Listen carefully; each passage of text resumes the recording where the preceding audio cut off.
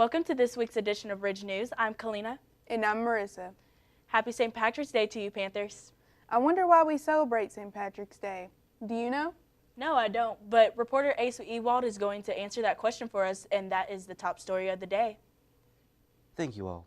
St. Patrick's Day, as we know it today, is about celebrating your Irish heritage.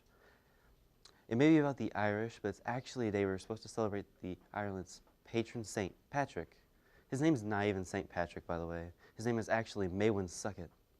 Maewyn was British and was kidnapped at the age of 16 by raiders and taken to Ireland. He spent the next 6 years in Ireland working as a shepherd. He eventually escaped and was converted to Christianity. He ended up going back to Ireland to do some missionary work for the church and died on March 17th, 460 AD.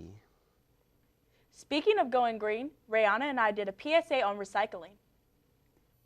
I'm Kalina, and this is Rihanna. Today we are going to tell you some ideas and tips for recycling. Did you know that if there's enough pollution, the chemicals can cause cancer? Wow, that's really serious. How can we prevent that from happening? You can practically recycle anything. When you are recycling cardboard, you can break it down and save space for other things. If you don't have your own recycling bin, you can make your own by getting an old plastic bin and designing it any way you like. When recycling paper, all you have to do is put it in the bin, but try and keep non-recyclables out, such as tissues, wax, and cardboard paper. Let's keep our planet clean. I'm Kalina, and this is Rihanna. Happy St. Patrick's Day, and have a great day. Man, I almost forgot about March Madness. Luckily, sports reporters Kyle Hamilton and Jacob Bradshaw are here to give us a quick recap.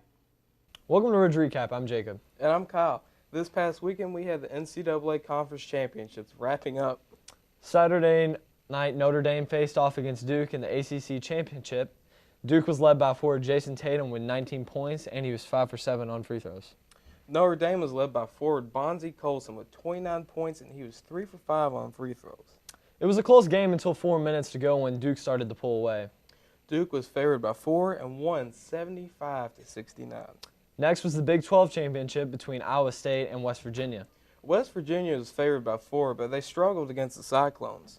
West Virginia was 8 for 23 on three-pointers and shot at almost 52%.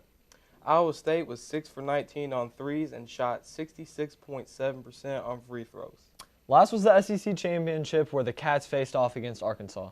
Kentucky looked to be back on their old selves after a long, rough season. The Cats shot 88% on free throws, and freshman De'Aaron Fox scored 18 points in an 82-65 domination over the Razorbacks. What a game. Before we go, I have a quick shout-out for the PRP baseball team. The boys play Tuesday afternoon against Central here at home at 5. I'm excited to watch the boys this season, and I hope to see them make another deep run into the postseason. That's it for this week. I'm Jacob. And I'm Kyle. Have a blessed weekend. Back to you. Have you seen the In the R Word shirts? Yes, and I'd like to have one. Well, reporter Griffin Byrne has the scoop on how we can still order one. I'm here with Ms. Rob. Will you tell us about your t-shirt campaign? Yes, our t-shirt campaign is to spread the word, to end the word, and that's the use of the R word. Here at PRP, all the profits are going to go to support our Special Olympics, unified basketball, unified cheerleading, track, and snowshoeing and skiing. And like I was saying, PRP is already an inclusive and respectful environment. We just want to educate and have students pledge not to use the R word. Thank you. When will the t-shirts be going on to?